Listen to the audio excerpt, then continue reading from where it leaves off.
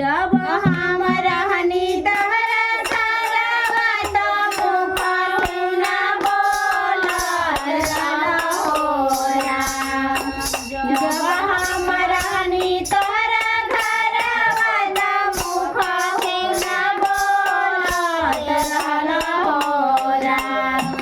जब हम चलनी शिवलोकवा त काहे के बोला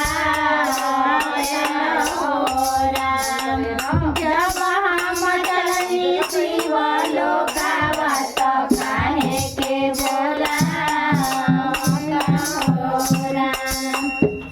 जब हम ओढ़नी चदरिया त पुतवा गोड़ तरिया बैठे होला। जब हम ओढ़नी चदरिया त पुतवा गोड़ तरिया बैठे होला। अहो मम्मी तानी आशा उठी के बैठ तू त हिल्या के बतिया कही होला। अहो मम्मी तानी आशा उठी के बैठ तू त हिल्या के बतिया कही होला।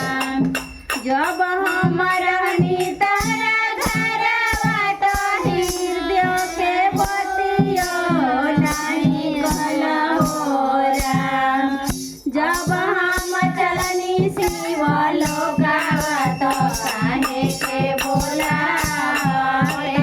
रहोरा।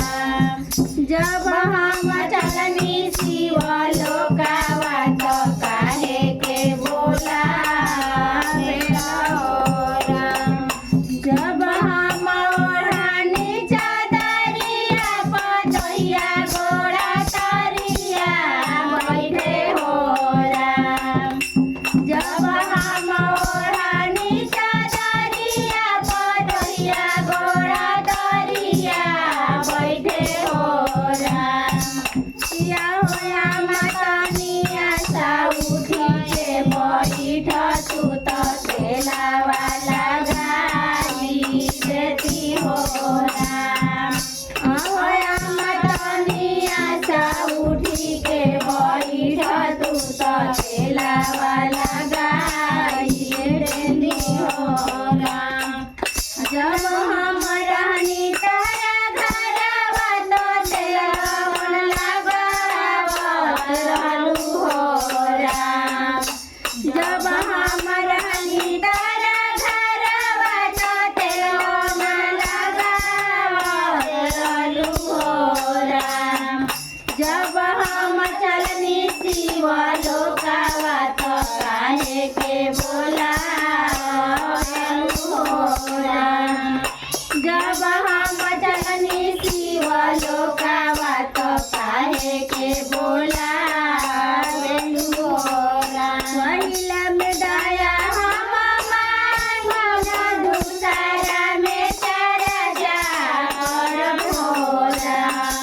पहिला में दया हम मांगब दूसरा में चर्चा करब होला। तीसरा में नमः शिवाय प्रणाम